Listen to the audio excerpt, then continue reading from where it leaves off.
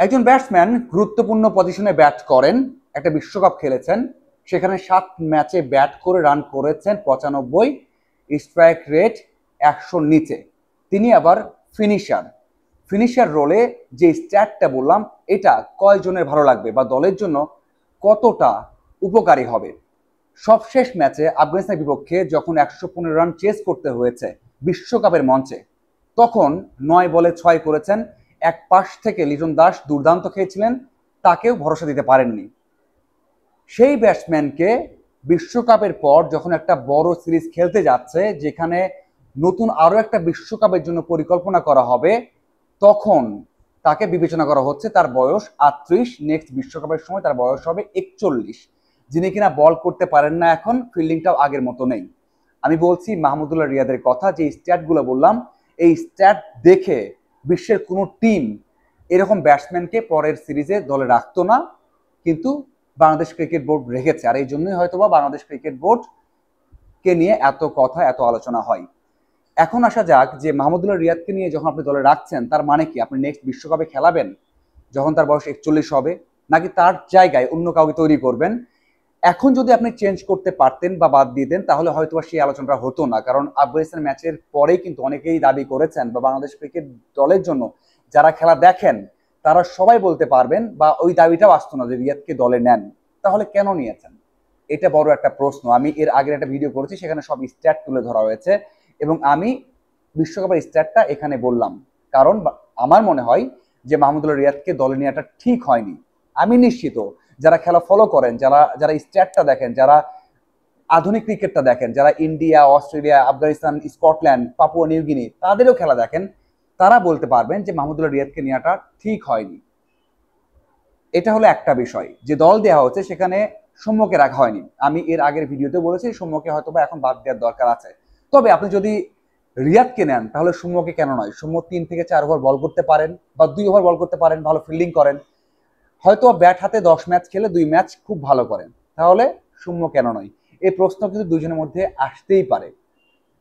আর একটা পরিবর্তন যেটা হচ্ছে, আমরা দেখেছি যে ইমনকে নেওয়া হয়েছে, এটা ভালো একটা মুভ। ইমন ফিরেছেন, রাকিবুল আছেন, আন্ডার 19 ওয়ার্ল্ড কাপ খেলেছেন, জিতেছেন, এবং সাকিবের জায়গায় একজন লেফটি স্পিনার দরকার ছিল। সেই ক্ষেত্রে খুব ভালো একটা চয়েস বলবো আমি এটা, যে রাকিবুলকে নেওয়া হয়েছে। ইমনকেও বলবো খুব ভালো একটা শেপে রয়েছেন, তাকে ওইভাবে তৈরি করা হয়েছে, এটাও খুব ভালো একটা মুভ। সাথে হচ্ছে আমি মিরাজকে নিয়ে ভিডিও করেছিলাম যে মিরাজকে এখন দরকার আছে, তার ওডিআই এবং টেস্ট পারফরমেন্স বাংলাদেশের যে কোনো তারকার থেকে ভালো, যে কোনো তারকার থেকে ধারাবাহিক, তাকে একটা সুযোগ দেওয়ার দরকার আছে। সেই দিক থেকে 14 মাস পরে তাকে নেওয়া হয়েছে, তার এক্সপিরিয়েন্সটা কাজে লাগবে, কারণ সাকিব নেই। এটাও একটা ভালো মুভ। কিন্তু রিয়াদকে যে কারণে নেওয়া হয়েছে, আমার মনে হয় এটা ঠিক হয়নি। কারণ রিয়াদ যদি ইন্ডিয়াতে সবাই যদি ব্যর্থ হয়, সেখানে রিয়াদ যদি 20 বলে 25 করেন, 20 বলে 22 করেন, 20 বলে 23 করেন, তারপরে কিন্তু নেক্সট সিরিজে আপনি নিতে বাধ্য হবেন। এবং নেক্সট সিরিজে যদি আরো 2টা ম্যাচ ভালো খেলেন, একটা ম্যাচ ভালো খেলেন, তারপরে যে আপনি সিরিজে নিতে বাধ্য হবেন, তার মানে কি আপনি রিয়াদকে নেক্সট ওয়ার্ল্ড কাপ খেলাবেন? আমি নিশ্চিত, আমি লিখে দিতে পারি, বা আমার আমার মনে হয় যে রিয়াদকে নেক্সট ওয়ার্ল্ড কাপের জন্য বিবেচনা করাটা ঠিক হবে না, বা খেলবেন না। তাহলে কেন ক্যারি করা হচ্ছে? সেই জায়গায় আপনি জিসানকে নেয়ার সাহস দেখাতেন। জিসান হয়তো খারাপ করতো, হয়তো 3 ম্যাচের মধ্যে 3টাতেই খারাপ করতেন, কিন্তু তার যে এক্সপিরিয়েন্স হতো, তাকে নেক্সট সিরিজ খেলাতেন, হয়তো বা বাদ দিতেন আবারও, কিন্তু নতুন কাউকে নিয়ে আসতেন, যে প্রক্রিয়াটা ছিল সেটা তো ঠিক থাকতো। কিন্তু এই যে এইভাবে টিম গঠন করা, এটা হয়তো বা ঠিক হয়নি, বা ঠিক নয় বাংলাদেশ দলকে। যে বা বাংলাদেশ দল যে টি-20তে কোন অবস্থায় আছে, সেটা হয়তো বা রিয়াদকে দলে দেখে বোঝা যায়। যে বাংলাদেশ দল টি-20তে ভালো করতে পারবে না, চাই না, সেটা হয়তো বা স্পষ্ট হয় রিয়াদকে দলে দেখে। কারণ আপনি যখন টি-20তে ভালো করতে চাইবেন, যখন ফিনিশার রোলে কেউ খেলবে, তাকে 150 স্ট্রাইক রেট বা 180 স্ট্রাইক রেটে খেলতে হবে। রিয়াদ কখনোই সেই স্ট্রাইক রেটে খেলেননি, খেলতে পারেননি। এবং আমি যে স্ট্যাটটা দিলাম শুরুতেই, ফিনিশার রোলে খেলে স্ট্রাইক রেট তার 95 বা 100-র নিচে, সেটা কখনোই তার সাথে যায় না। তারপরে বলবো হয়তোবা বাংলাদেশ দল যে 18টা ম্যাচ পাবে নেক্সট ওয়ার্ল্ড কাপের আগে, তার আগে আরো বেশি চেঞ্জ দেখতে পাবে এবং সাহসী সিদ্ধান্ত নেবে। যেহেতু নাজমুল হাসান পাপন নেই, সাহসী পরিবর্তন হচ্ছে, মানে সংস্কার হচ্ছে, ভালো সংস্কার হচ্ছে, সেই সংস্কারটা আরো ভালো হোক।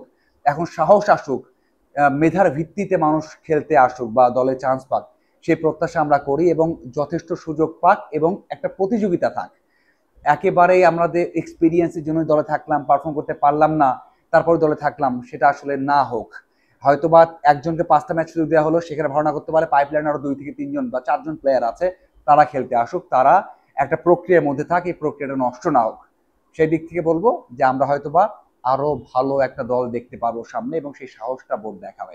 ধন্যবাদ সবাইকে সাথে থাকার জন্য। আশা করি আরো আপডেট এবং বিশ্লেষণ নিয়ে হাজির হয়ে যাব। আপনারা সবাই আমার ফেসবুক পেজ এবং ইউটিউব ফলো রাখবেন, সাবস্ক্রাইব করবেন এবং সাথেই থাকবেন। ধন্যবাদ সবাইকে।